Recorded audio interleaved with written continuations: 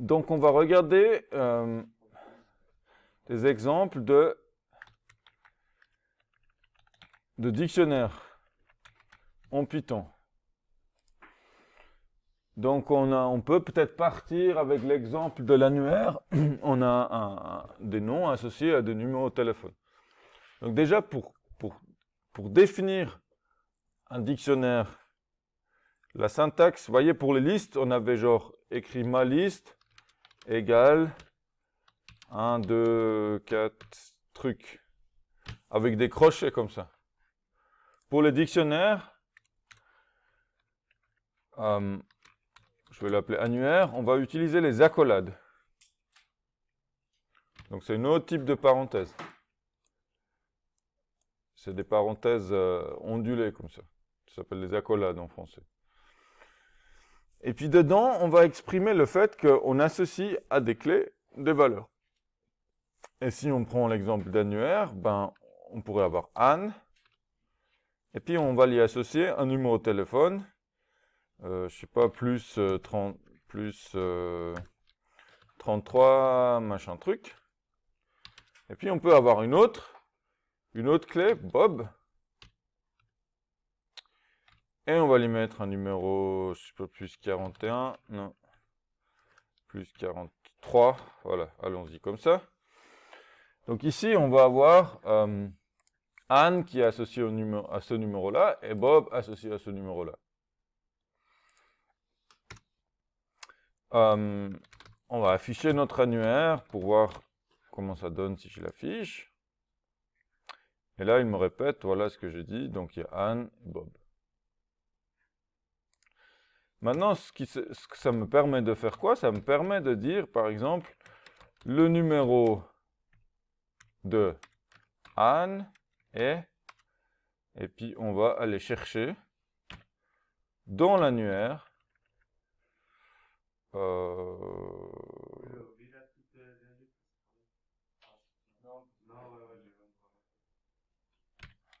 c'est ça qui manque, voilà. Je vais prendre l'annuaire, alors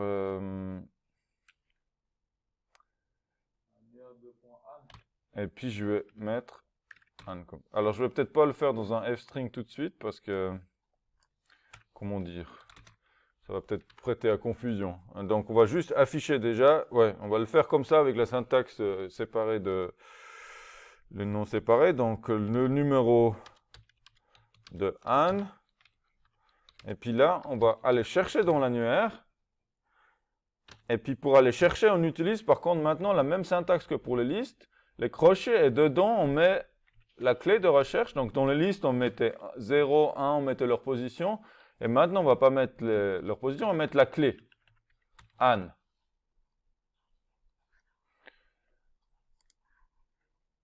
Et là, j'ai le numéro de Anne. Voilà. Donc ça, c'est pour récupérer une information dans le dictionnaire. Vous écrivez comme pour les listes. Vous écrivez annuaire, crochet, vous mettez le nom. Il y a une autre façon de faire qui est équivalent dans la plupart des cas, c'est la méthode get. Vous pouvez faire get Bob et ça vous fait la même chose que pour Anne. Si vous mettez les crochets ici, ça fait la même chose que si vous faites get Bob. Donc là, on a le numéro de Bob, le numéro de Anne. Vous allez voir, si vous cherchez sur Internet, les deux variantes. C'est pour ça que je vous montre les deux. Oui? Le print annuaire, ça imprime tout. Ça imprime tout, oui. C'est comme si je fais print ma liste. Elle imprime toute la liste.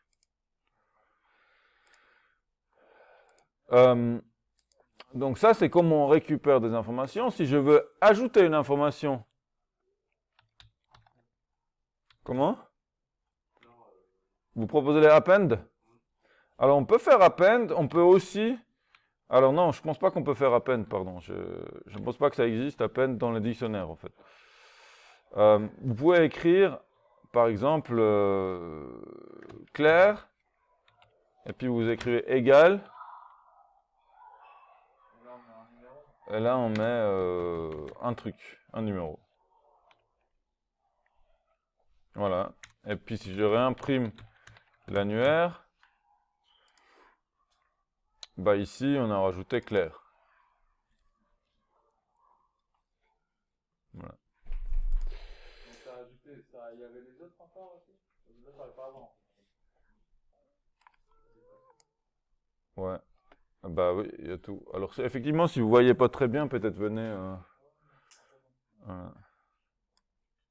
Parce que c'est toujours en bas de l'écran, en fait. Je peux pas trop changer ça.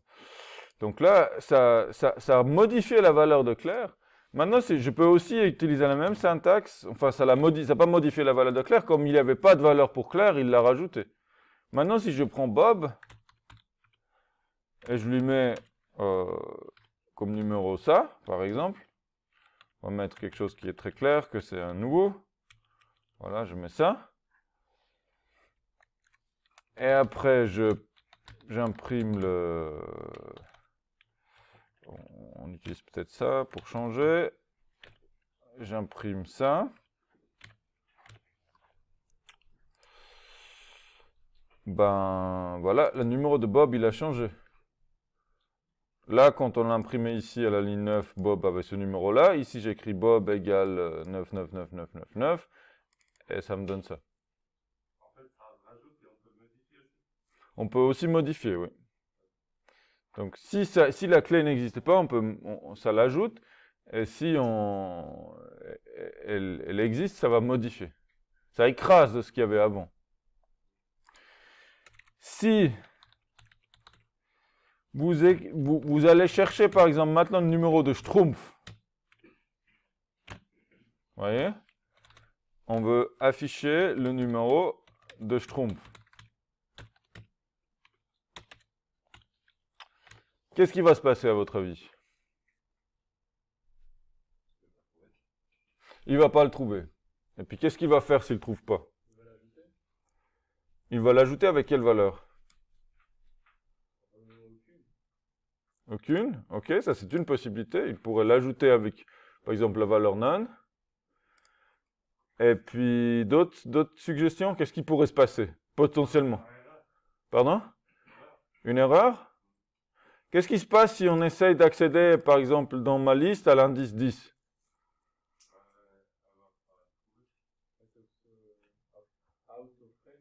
Ouais, index out of range error. Et si on accède dans un annuaire à une clé qui n'existe pas, on a quelque chose d'assez similaire, on a une key error, Schtroumpf n'existe pas. Donc, de ce fait-là, on est obligé d'avoir des possibilités pour tester. Alors, on va juste vérifier qu'avec le get, ça fait bien la même chose.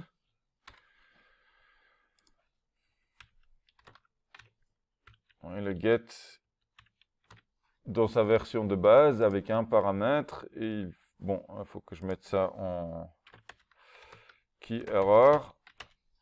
Si je fais ça, alors là, on a une différence, vous voyez, avec le get, il affiche none. Donc, si vous accédez comme ça, vous allez avoir une erreur. Si vous accédez avec get, vous allez avoir none, s'il ne le trouve pas. Vous avez vu la différence? Donc ça, c'est une différence entre l'utilisation de get et cette utilisation-là. C'est pas forcément un avantage que ça fasse none, hein. Oui. Le get, il sera, oui. Oui, le get, il fait la même chose que l'annuaire. Il y a des différences de qu'est-ce qui se passe s'il ne trouve pas la clé. Maintenant, le none, il n'est pas forcément plus simple à gérer que l'erreur, parce que l'erreur, au moins, elle est claire. Vous savez que vous essayez de récupérer une clé qui n'existait pas. Ce qu'il nous faut, en fait, c'est un moyen pour tester si la clé existe. Est-ce que quelqu'un a une suggestion? Il faudrait la rajouter, mais si on ne sait pas si elle existe. Par exemple, on me dit, dis-moi le numéro de téléphone de Schtroumpf, et vous ne savez pas, vous n'avez pas, vous, créé l'annuaire. Ouais. Ok. On peut parcourir, effectivement, tout l'annuaire pour voir s'il y a un Schtroumpf dedans. Donc, on peut faire ça. Ça s'apprête à quel algorithme? Oui, Hardy. Moi, j'avais d'abord une question. C'est laquelle la meilleure façon entre get et annuaire? il n'y a pas une qui est forcément meilleure. D'accord. Ça, c'est un peu plus succinct à écrire, d'une certaine manière. Le get, alors on peut voir ce qu'on trouve sur Internet. Alors, dictionary Python get versus brackets. Qu'est-ce qu'ils disent? Alors là, ils disent apparemment quand même que ça, à chaque fois, ils me le demandent. Voilà.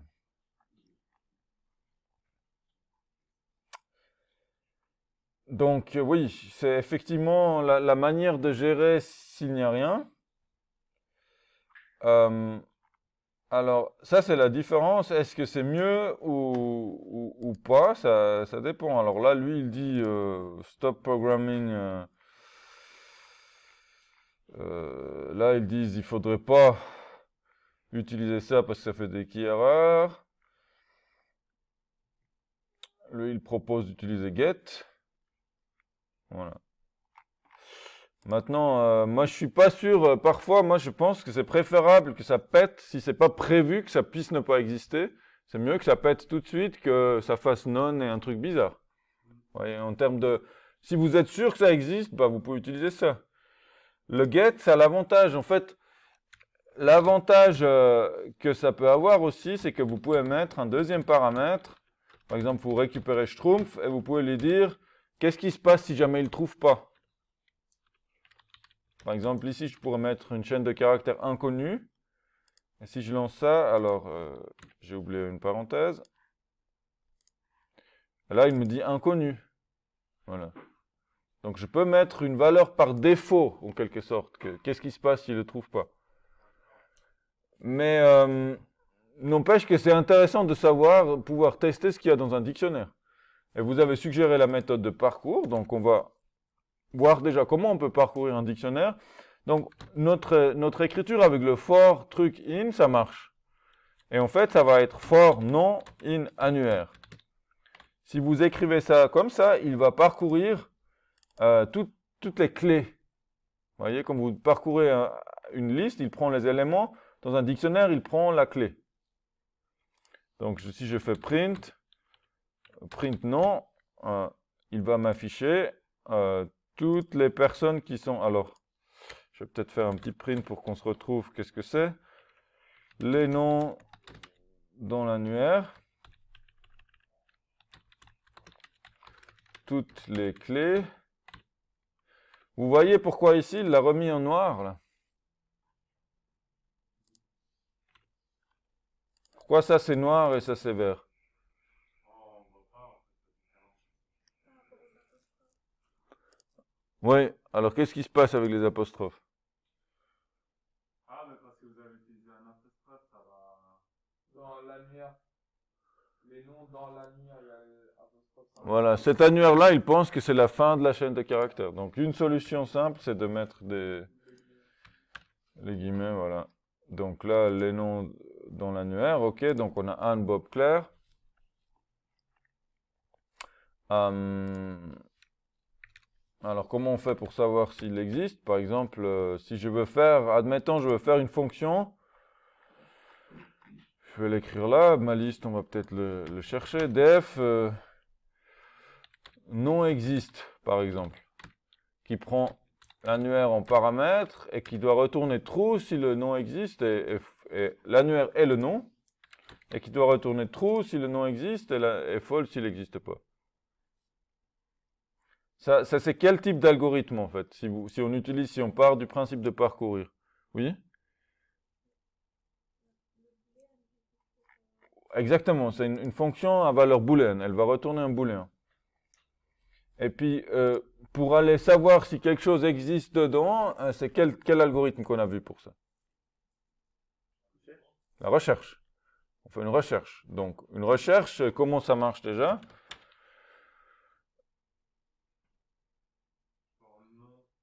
Ouais, alors attention, là, on a déjà le nom ici. Ouais, ou alors on peut mettre clé. Parce que c'est un dictionnaire, c'est plus un élément d'une liste, c'est la clé du dictionnaire. in annuaire. Et puis,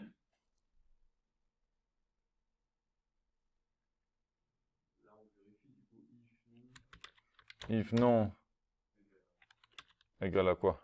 annuaire. Le nom, c'est celui qu'on recherche. Annuaire à clé. La clé, c'est les noms dans l'annuaire. Et on regarde si ça correspond à un nom. Ça, mesdames et messieurs, il faudrait bientôt apprendre par cœur ça. Il faut le savoir par cœur. C'est-à-dire, il faut essayer de le comprendre. C'est logique ici qu'on cherche, qu'on compare la clé avec le nom, parce que c'est les clés, c'est ce qu'il y a dans l'annuaire, et le nom, c'est ce qu'on recherche. Donc on compare ça, et puis si jamais c'est pareil, on fait quoi? Return true. Et puis dans quel cas, à quel endroit je retourne false, pour dire que je ne l'ai pas trouvé? Bah, si clé, c'est-à-dire pas. C'est différent. Si c'est ça?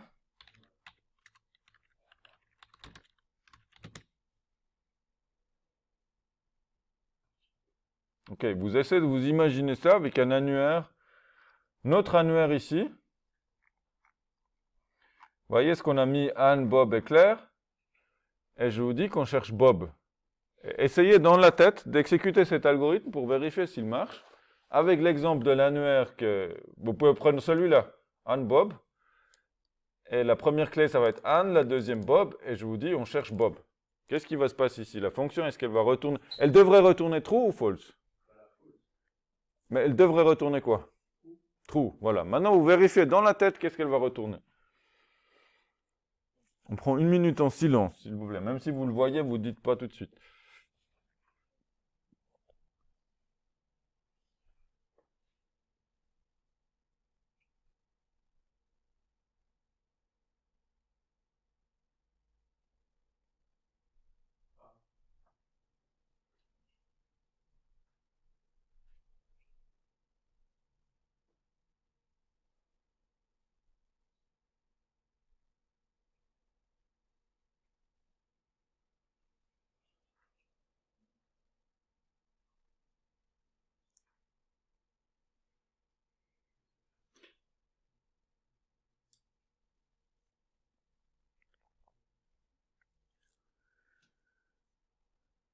Est-ce que vous arrivez à l'exécuter dans la tête, le code?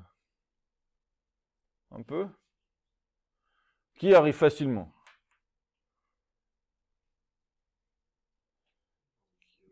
Qui arrive avec difficulté? Cet exemple-là. Et qui n'a pas encore trouvé du tout comment faire ça dans la tête?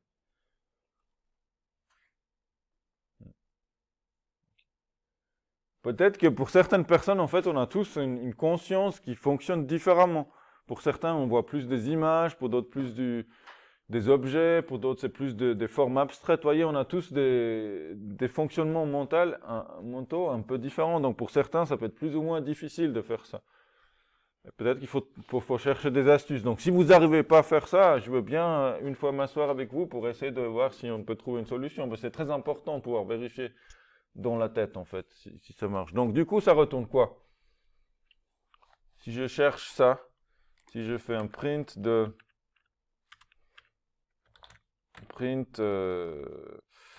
est-ce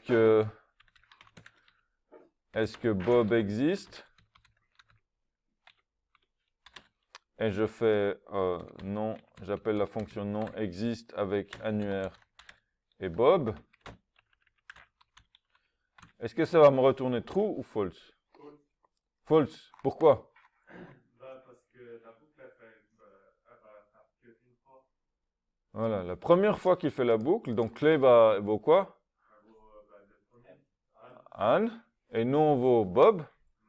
Donc ils ne sont pas égales, donc on vient ici, on fait return false. Et après, on fait pas clé plus 1. Voilà. Après faire une autre trou, on peut faire passe. Ouais, ou rien, hein. On peut aussi, si on fait else pass, vous pouvez vous économiser 2 lignes, vous faites juste if. Voilà. Le else, c'est pas une obligation. Vous pouvez faire des if sans else, je vous rappelle.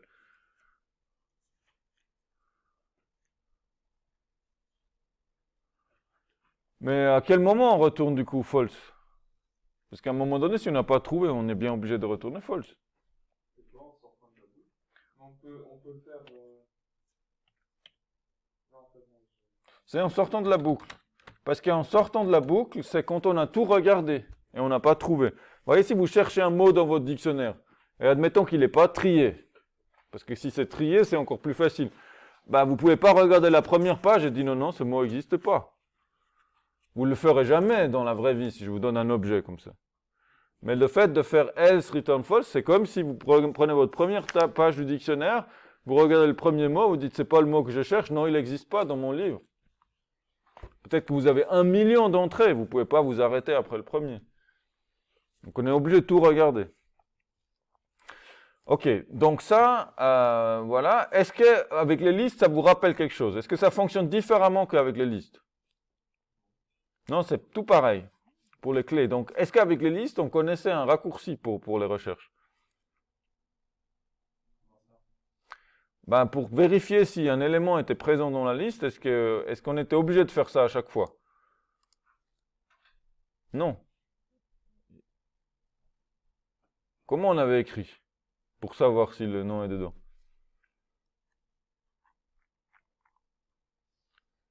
Donc ça, c'est recherche manuelle.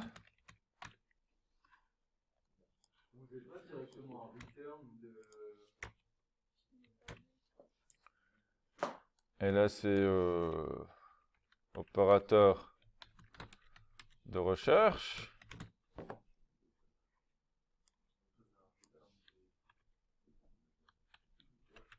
C'était Bob in annuaire. Il me semble qu'on en a parlé vendredi passé, là, ou mercredi passé.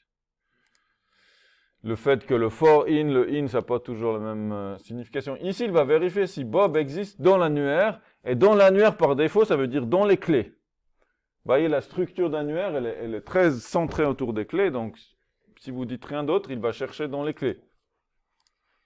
Donc là, si je fais ça, bah, je retrouve 2 fois true.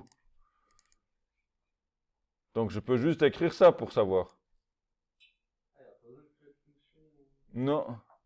Bah, vous voyez, c'est déjà... Bah, on l'avait vu ça avec les listes. If, ah oui, if 3 in machin. Ici. Je l'ai fait au tableau, hein. Je sais pas, personne ne se souvient. Non, en fait, moi, c'est comme ça, là, c'est opérateur de recherche et recherche manuelle, là, entre parenthèses. Oui. Les fonctions que vous avez faites. Bah, la recherche manuelle, c'est-à-dire manuel, c'est parce que nous, on l'a écrit. Ah, Et puis là, c'est juste, on utilise l'opérateur prédéfini. Voilà. Et puis ça, c'est pile poil comme avec les listes. Voilà. Voilà. Donc maintenant, je vais encore vous montrer une chose et après, on va arrêter la démonstration qui commence à faire long. On n'a pas tout vu, mais c'est l'essentiel. Donc un dictionnaire, vous pouvez le définir. Je vais faire la récap après, mais maintenant, comment vous voulez voir, par exemple, tous les numéros de téléphone qui existent dans l'annuaire? Tous les numéros de téléphone, oui. Parce que là, on a affiché l'annuaire à la main, mais on a affiché que les noms. Donc, on peut utiliser le slicing. Ok, intéressant. Comment vous proposez de faire? Comment, je sais pas, mais. Parce qu'on a séparé les noms et les numéros de téléphone par les 2 points. Ouais. Est-ce qu'on pourrait pas utiliser les 2 points à notre avantage pour utiliser. Ok, ben on va voir ce qui se passe. Hein, Je sais pas, je propose. c'est une bonne idée parce que effectivement, si le slicing ça marche, c'est intéressant. Les numéros. Alors, si je fais ça, il dit on peut pas utiliser des slices dans un annuaire. Donc les annuaires, ça marche pas. Slicing, parce que les annuaires, l'ordre, vous voyez ici, on a vu qu'il nous a mis les noms dans le même ordre qu'on a mis les clés. Mais ça, c'est pas une garantie. C'est-à-dire, le dictionnaire, ce qu'il vous garantit, c'est que pour une clé, vous retrouvez la bonne information. Il vous garantit pas l'ordre des informations qui sont dans le dictionnaire. Donc du coup, les raisonnements sur les indices, ça fait moins de sens en fait dans un dictionnaire. Mais l'idée était intéressante. En fait, vous pouvez pas. C'est une réponse qui, simplement, il faut la. Il faut la connaître en fait. Ça s'appelle values. Et ça ne donne que les valeurs. Donc, vous voyez, si là je prends dict values, j'ai que les valeurs. Donc, si je veux faire une boucle un peu jolie, je peux mettre numéro in annuaire.values. Et puis je fais print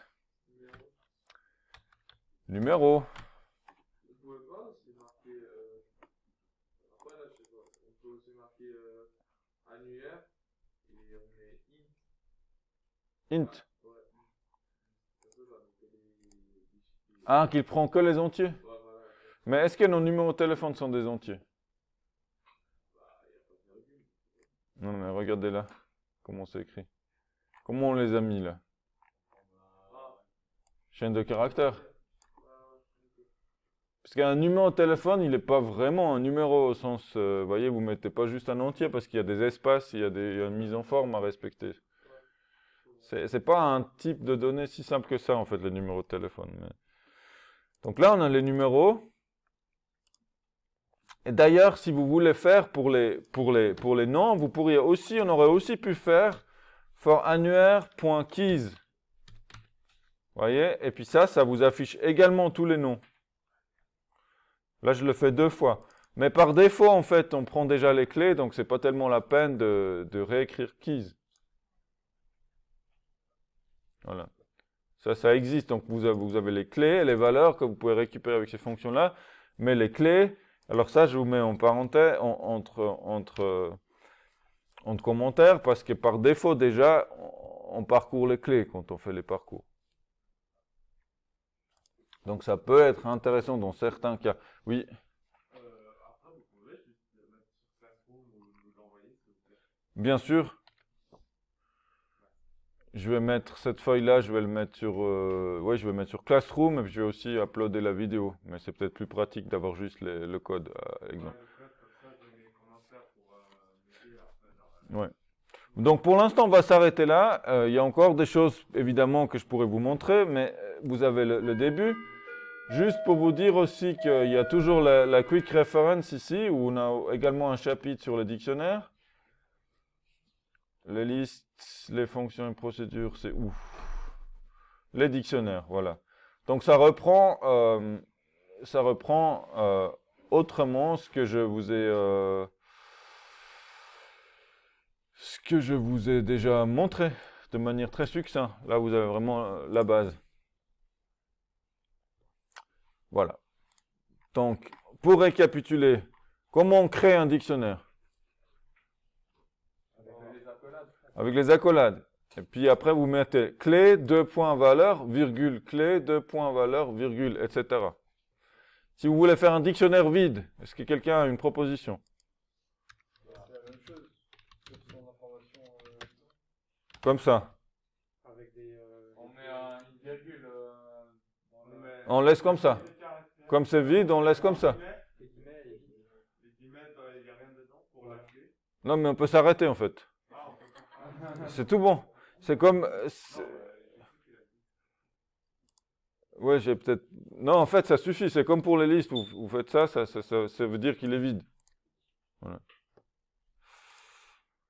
L'idée était bonne de réutiliser les parenthèses pour dire, ou les 2 points, mais de nouveau, après, si je mets des 2 points, il va penser que c'est un slicing, il va dire, oula, je comprends plus rien. Donc, si on veut mettre un dictionnaire vide, c'est comme ça. Après, pour récupérer, vous avez cette notion-là avec les crochets, sachant qu'elle va vous faire une key error si jamais la clé n'existe pas. Et puis, vous avez la version get qui vous retourne none si jamais la clé n'existe pas. Ou alors, vous pouvez lui mettre une valeur par défaut, c'est dire si jamais tu ne trouves pas Schtroumpf, tu me retournes inconnu. Ça peut faciliter grandement certains algorithmes. Après, pour modifier, c'était ça, égal, tout simplement. Et puis voilà, si on veut afficher tout l'annuaire, on print l'annuaire. On peut parcourir que les clés en écrivant ça. On peut parcourir que les valeurs en utilisant .values. Et puis on peut savoir si quelque chose existe dans les clés, en fait, comme on écrit Bob in annuaire, comme on l'a fait pour les listes aussi. Voilà, c'est tout.